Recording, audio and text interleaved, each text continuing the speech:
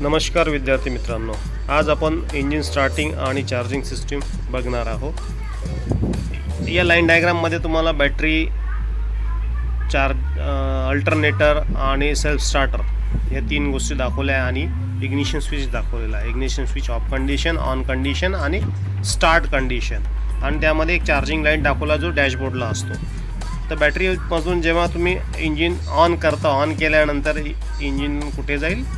On केल्याबरोबर तुमच्या अल्टरनेटरला supply जाईल। जसं इंजिन स्टार्ट करता तुम्ही, इंजिन स्टार्ट केल्यानंतर बॅटरीचा सप्लाय जो आहे हा स्टार्टर मोटरला जाईल। स्टार्टर मोटरला सोलोनाईडला जाईल, सोलोनाईडमधनं स्टार्टर मोटरला जाईल, आणि स्टार्टर मोटर जशी तुमची चालू झाली ते बघा, आता इंजिन ऑफ कंडिशनमध्ये दिलं आहे। तुम्ही इग्निशन स्विच ऑन केला, यामध्ये ऑन केल्यानंतर तुमचा सप्लाय जो आहे चार्जिंग लाईट मार्फत लाईटला गेला आणि अल्टरनेटर गेला। जसं स्टार्ट केल्याबरोबर अल्टरनेटर स्टार्टर मोटरला गेला, स्टार्टर मोटर सुरू झाली, स्टार्टर मोटर सुरू झाल्याबरोबर अल्टरनेटर चालू झालं आणि स्टार्ट बटन आपण ऑफ केली म्हणजे ऑनवर आहे।